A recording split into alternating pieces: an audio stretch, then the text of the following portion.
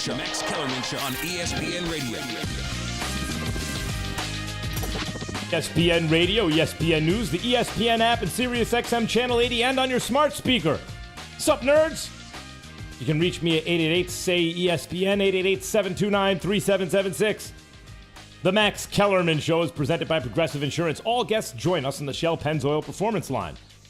Be a part of Max Kellerman Nation on the Dr. Pepper call-in line. ESPN Nation is presented by Dr. Pepper. It's official. College football's back, and so is your favorite Dr. Pepper-loving college football town, Fansville. Head to a store near you to treat your inner college football fan to an ice-cold 20-ounce Dr. Pepper today. But first, it's time for Straight Talk, brought to you by Straight Talk Wireless. And here it is, straight. Boy, I said the Bears were Super Bowl contenders. I was wrong. It's not even Nick Foles. Nick Foles isn't good enough. No, Nick Foles is one of those quarterbacks, and most of them fall into this category, highly dependent upon coaching and situation. Nick Foles is not going to make a mediocre offense great or even good. But if he's in a situation that can work, he can run your offense, depending on the offense. But the problem with the Bears is, as is often the case, the offensive line. That was a mismatch. The Bears' offensive line against the Rams' defensive front, really the whole defense, was a mismatch. I mean, the game started off, you get a 10-yard, you get a holding penalty because Aaron Donald's coming to kill the quarterback.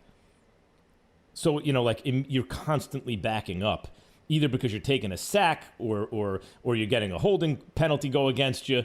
And, it's I always thought holding penalties were a little excessive. 10 yards and first down. It's nuts because you can call them on any play. But anyway, but also, more importantly even, I think, more important than that, is that if you don't have a pocket to step into, a guy like Nick Foles, who can throw deep, but a guy like Nick Foles, who, let's face it, is also sometimes just relying on those 50-50 balls, right? And it works. You throw a pass down the field, it's a 50-50 kind of ball. If it doesn't work out, the interception's like a punt, as everyone always says. And you might get a PI call, and you might connect. And also, your receivers are thinking, he believes in me. Maybe they play a little better. But the point is, off your back foot, you ain't going to get much on that. So Nick Foles is throwing off his back foot these 50-50 balls because his offensive line is really non-existent. But also, they can't really run block. So look, Nagy, it was like a mismatch offensive line to defensive front. But it was also a mismatch Nagy to McVay. When you innovate the way McVay did, if the league adjusts to you and you have no answer, it's a parlor trick. It's good that you innovated. As Lupe Fiasco said, did you improve on the design? Did you do something new? Well, McVay did. But if they adjust to you and you can't readjust, it was a parlor trick. Good for you. You did something. But if you can adjust, now maybe you're truly an excellent coach. McVay had a great rookie season as a coach. Backslid a little his second season. And this year, so far, so good. He's much more imaginative and varied in his approach than Nagy, who's very predictable. But in terms of the play calling. But I get that Nagy wants to establish the run, you got to run, even when it doesn't work out so well. You only picked up 2 yards, 3 yards, 1 yard, stopped at the line of scrimmage. But the opposing defense knows they're going to run it. They have to devote some resources to stopping you. The problem with the Bears was, and is, that offensive line not only can't protect the quarterback, they can't block for the run. So you can't really establish the run. The only thing you can establish is that you are going to run. And that ain't enough.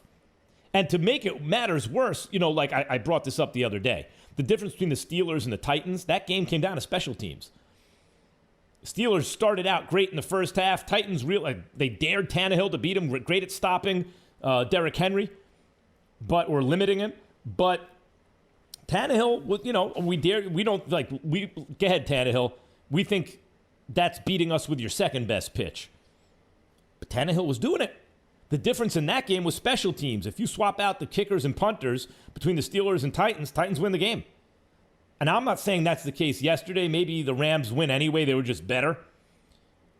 But, man, that punter, what's his name? How can I be forgetting his name now? Hecker. Johnny Hecker. Sounds like a fake made-up name from the 50s. Johnny Hecker. Although, we were talking about this before the show. Raj Grobe sounds like a fake made-up name too, Raj. I got to tell you. That's from a bad screenplay. Someone made up the name Raj Grobe. Fresh. Give me a break. That's pretty fresh, man. Raj Grobes. You mean, am I expected to believe that's your real name? You might be onto something. Right. See? I knew it. Johnny Hecker, too. Raj Grobes and Johnny Hecker. Oh, it sounds like a great duo. Get out of here. Yeah, it does.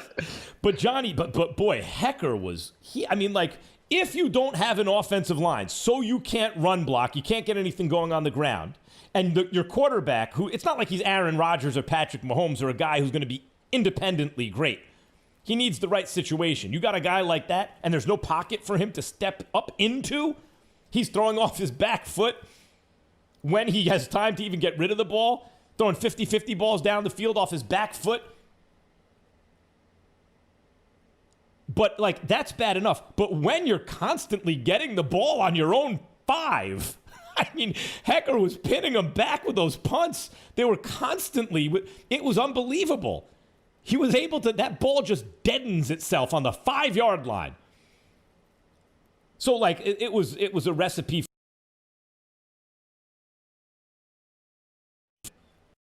Hecker's, Hecker goes on the Bears, right? He's not punting to the Bears. It's a much closer game. I don't think the Bears are going to win that game, but it's a closer game. So anyway, I thought the Bears were contenders because if you give Nick Foles a serious defense, and as serious as the Bears defense is, I really had thought all this entire season that they, maybe not just scratching the surface, but they had a chance to be a much better defense than they are, and they're a very good defense. But I thought they had a chance to be really good.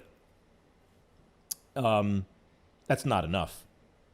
It's not just that, Allen Robinson's good, but they have a thin receiving core. They don't have a lot of talent at running back. They don't have an offensive line to create a pocket for the quarterback.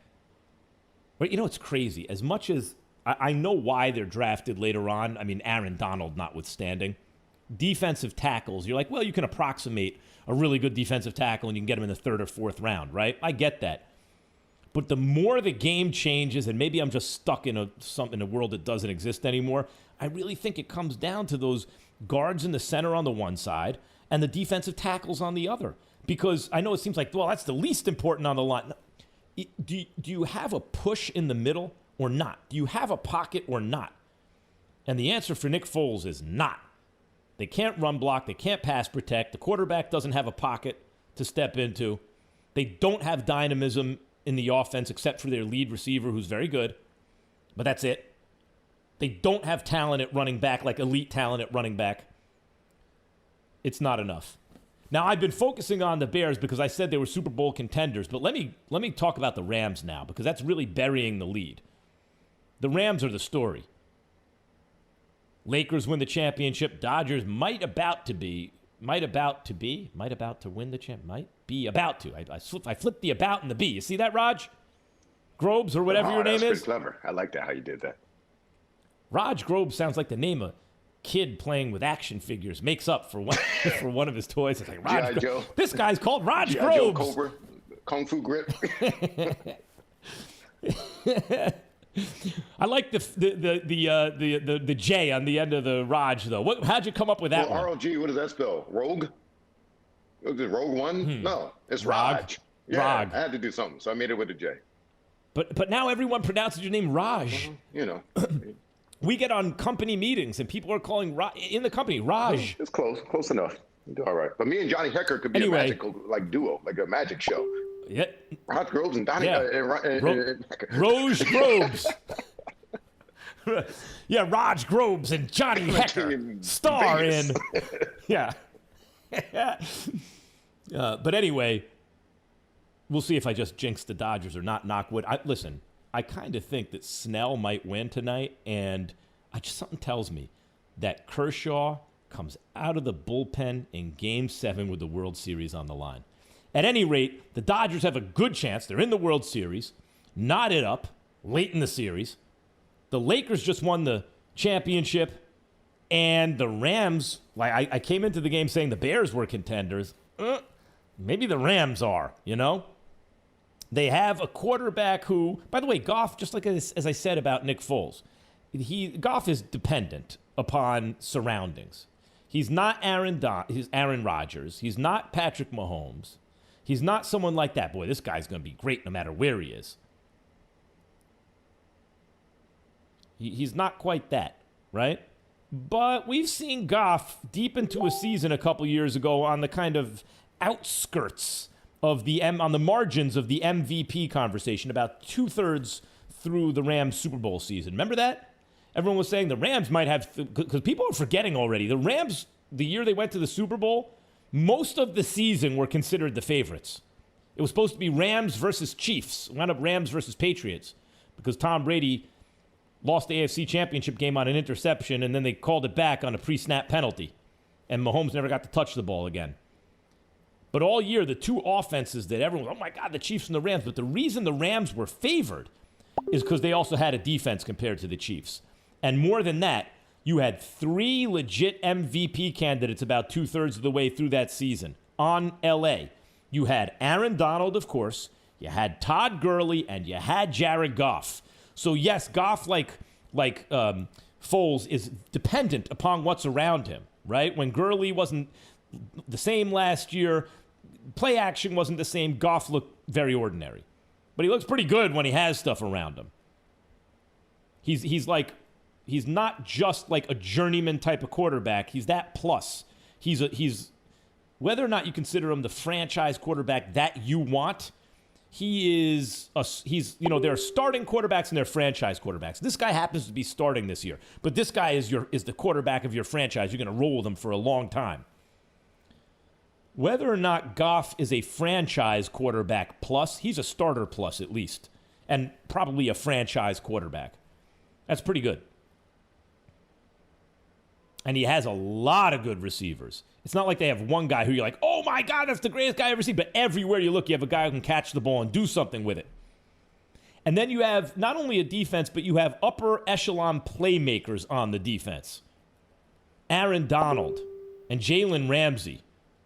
You can't really approximate those guys on other teams. Like, it's one thing to say, yeah, this team has a good defensive tackle and a Pro Bowl quarterback or whatever, but you have one of the greatest defensive players of all time in his prime at defensive tackle, and you have a guy in the conversation for best player in a secondary, in the conversation, like he's one of the names you'd mention in Jalen Ramsey, and you have a good defense.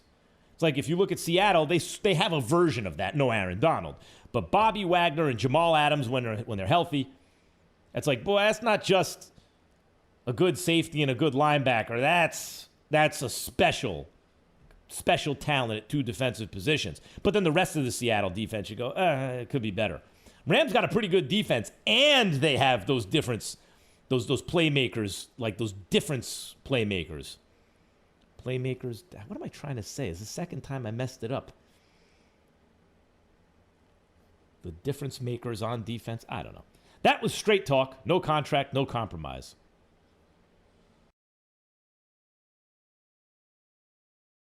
Saying this. The Lakers won the championship. The Dodgers have a damn good shot. The Rams, at this moment, are in the conversation. Like, you look at teams like, who could win a Super Bowl this year? I like the Chiefs against the field. But when you talk about the others, Rams top 5, are they in my power rankings this week? You'll see coming up. Meantime, is it time for the Patriots to bench Cam? Cam Newton is embarrassed, admits his starting job may be in jeopardy. Told Boston Sports Radio, WEEI, one day after throwing 3 interceptions in the Patriots' blowout loss to the Niners. Cam Newton says he realizes he can't have too many more poor performances. Well, here, listen to Cam, straight from the horse's mouth. Nervous? No. Scared? Absolutely not. Thinking? Now, that's something that I could, probably finger point. But yet, there's no need to feel any type of way besides accepting all challenges. And I have to get better, and I'm adamant about it. I got to say, for so much of Cam Newton's career, when I heard him talk, it reminded me of A-Rod. And there's some basketball players like this too. A friend of mine said about A-Rod once, and it stuck with me. He's so uncomfortable in his own skin. Not anymore. I think A-Rod's a great broadcaster, actually, great broadcaster, and he was a great player. But as a player, when he would give interviews, he seemed so uncomfortable in his own skin that when you watched him, when you listened to him, you felt uncomfortable in yours. That's how I described Cam Newton once upon a time. Like Cam, you never felt like he was telling you the truth.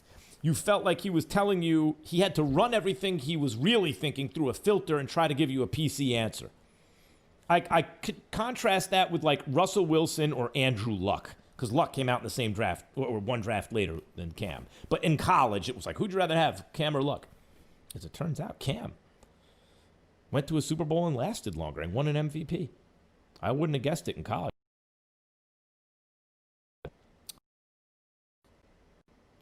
Andrew Luck and Russell Wilson, they drank the Kool-Aid so long ago, the NFL Kool-Aid, the football Kool-Aid, that they have so like they've so internalized all that football stuff that they give you the answer, it comes out like a shot automatically. It comes right out of them, and it's totally PC football stuff. By PC, I mean in the football world, that's what they want to hear you say. But they don't seem uncomfortable in their own skin. It's just that, because they could. Andrew Luck said, starts talking what he needed to do, or Russell Wilson starts talking about his team. It's like, yeah, he believes that. And he doesn't have to think about the right answer, run it through a filter. It just comes right out of him because he drank that Kool-Aid a long time ago. Cam never gave me that feeling.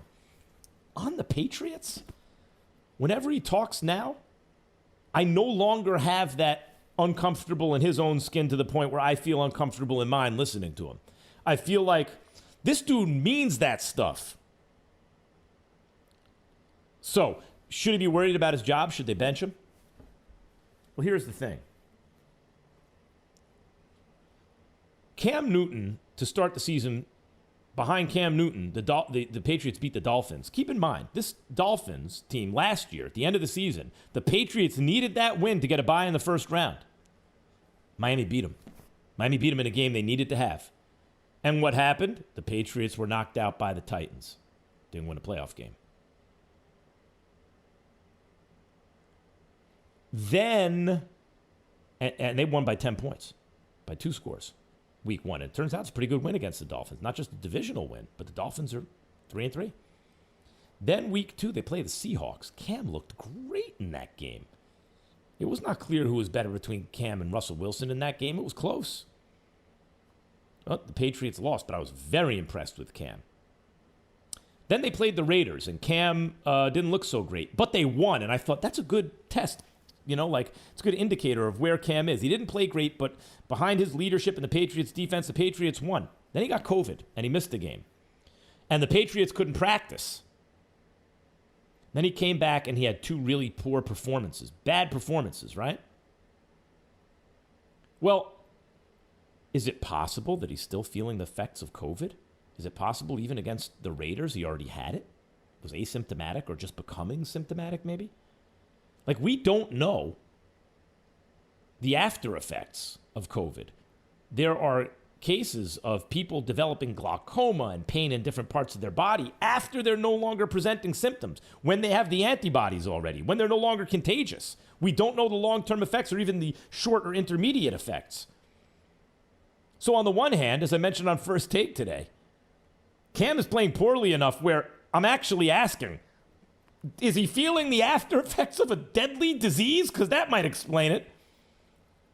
On the other hand, he really might be. I think it is too soon to give up on Cam Newton. I think he has shown in this very season elite stuff at times. He's learning a new offense. He has fewer weapons even than Brady had last year. Everyone was lamenting how few weapons Brady had. Well, he doesn't have Edelman like last year. He has him this year, a year older. All nine opt-outs on the defense before the season even starts. So he has no defense. He has no offense. He's learning a new system this very season. And yet I've said, and he got COVID. And they haven't been able to practice. And yet I have seen in this very season qualities in Cam that make me think, and performances, full game performances in Cam that make me think, that dude looks excellent. It has been inconsistent.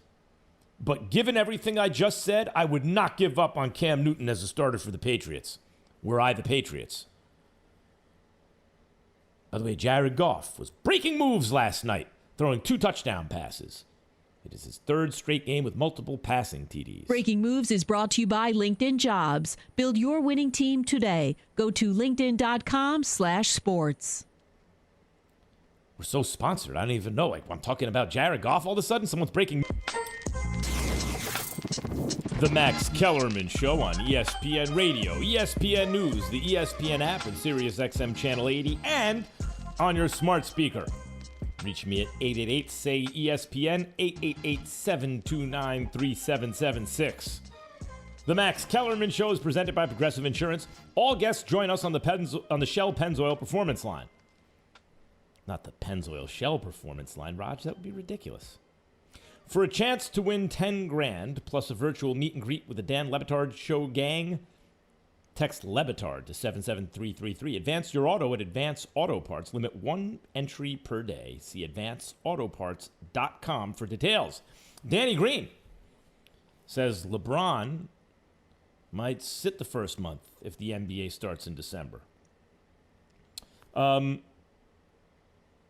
He is appearing on the Ringer NBA Show podcast, and it was speculation. But when Danny Green says it about LeBron, it's speculation, but maybe, it comes from conversations. Look, LeBron's going to be 36 in December. He just won his 4th finals, but he'd appeared in his 10th. And he's played in the Olympics. And he has a worldwide brand. The guy is going nonstop. Now, I get why LeBron wouldn't play. The question is, how do the other NBA players feel? And should the league try to accommodate them and start later, let's say in January sometime? Well, Stephen A. and I were talking about it on First Take today. Stephen A. brought up the fact that there's enormous TV money on the line for the league that could lower the overall revenue of the league if they don't start before the new year. I would say this about the NBA. The NBA has, and the players, have real good partners in each other as far as their business is concerned. They've been very cooperative with each other recently and have shown more trust and a better working relationship than the NFL and the NFLPA and baseball and the Players Association in baseball. Recall that baseball wanted the players to be in bubbles, and the players said, no, we don't want that. It's too long, away from the families. And the players wanted 82 games, and eventually they couldn't come to an agreement. So MLB unilaterally imposed a 60-game season and prorated salaries. The NFL, the players didn't want a bubble, and the NFL, the teams didn't want to shorten the season. But the NBA, and they had advantages. It's a sport that involves fewer participants, so it's not as difficult logistically to get them all in a bubble. Their regular season was almost over when this started. But the NBA did it right. The players and the owners had good partners and made good faith negotiations and showed everyone the way it should be done. 0 COVID cases the entire time. 0. And they crowned a champion, and the playoffs were great. What does the NBA do now? Do they try to accommodate the players, good partners that have been working with them? Look, I'm not talking about what. Look, let me put it this way: I would respect whatever the players want to do. They've earned it. I would also say that this is what I think they should do. If I'm being asked what they should do, I think they should start in December. I think that people experience their lives relative to their surroundings. If NBA players make millions of dollars, they're used to living a certain lifestyle. It is true if they're in a bubble in a hotel with bad food or whatever, they might be, for months on end and in isolation, and they might be like, come on, I got to go right back into that? Come on. On the other hand, while they might be thinking like, well, the bubble with bad food, other people across the country might be thinking, wait, they got food? The NBA players are working very hard, but there's a guy with like a jackhammer who's also working very hard, not getting paid the same way, and not getting any special, recognition or understanding about his schedule. In fact, blue-collar workers and even skilled workers are being asked to take greater risks and oftentimes do more work in these circumstances. So I don't know that there'll be a lot of public sympathy, even though I think there ought to be, for someone like LeBron James, who has the job that he has. Now, again, as people say, the optics of that would not be great for NBA players because that's a hard sell. During a pandemic when everyone should be making sacrifices of some kind, right? Where close to 250,000 Americans have now died, where we're still walking around like it's been so disastrously handled by the executive branch of the federal government that we are all walking around with masks still, and it's not getting any better. They closed too late. They opened too early. They've given up now. They say, well, the pandemic, we're never going to get control of it. So, it's a mess. It's a mess right now. And people, things are not good. And I don't know how much sympathy people will have for, millionaire NBA players to say, well, but we just stopped playing basketball 2 months ago, and now we have to start playing basketball again for all the millions. It's not that I don't understand.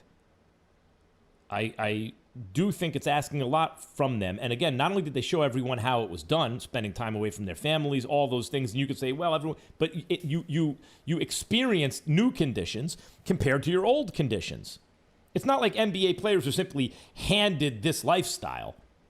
It's not like they have, billionaire fathers who just gave them stuff like James Dolan or someone like that and feel entitled for no good reason. Born on third base, thought they hit triples. No, they worked their entire lives, often from bad circumstances, to become the best in the world at an incredibly competitive field. In an incredibly competitive field. What do I mean by that? It is hardly an exaggeration to say everyone in the world who can play in the NBA plays in the NBA. Go look at anyone who's 6'10" or better, and then look at the percentage of them who play NBA basketball. And the others who, unless you're Michael Crichton, the writer, who is 6'10", and you could make millions of dollars selling your books, chances are you're gonna take the opportunity if the NBA would have you and play there, right? And since that's the highest league, if you play basketball anywhere in the world, you want to play in the NBA usually. It's barely an exaggeration to say everyone in the world who can play in the NBA is playing in the NBA. Go talk to any NFL player. If you could play in the NBA, would you? Oh, hell yeah. Longer career, much less punishment, much more famous usually. You're not playing with a helmet or anything. Guaranteed contracts. Yeah, they would. So you work your whole life up to the uppermost echelon of maybe the most competitive business on earth. It's not so I get it.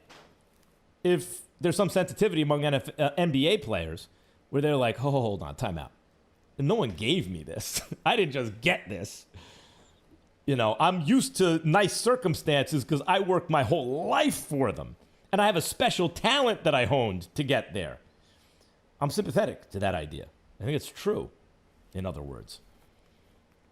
But it doesn't change the fact that that's not most people's experience. Most people's experience is the job that they were lucky enough to have doesn't exist anymore. Not most people, but many people's experience. That doesn't even exist anymore, right? If only they could just even have the job they don't even like back for the same salary they were making and benefits. Oh, that'd be great. Tough in that environment with a raging pandemic. Over 70,000 people a day, new cases a day now in the United States. To kind of publicly sell the plight of NBA players, even though I believe it does exist. They have a right to be like, come on, guys, we just finished the season. I would think maybe you just start in December and not like it so much, but, go on. And by the way, if LeBron wants to take a month off, take it. No one's going to begrudge LeBron taking a month off. And on top of everything else, they're like leading on social justice issues. Don't think that doesn't take a lot of effort, energy, a thick skin. No, I get it. There's a lot. But I think probably with the money on the line and given what's going on, maybe starting before the New Year's not such a bad idea. And maybe LeBron doesn't start till late January. Everyone would understand.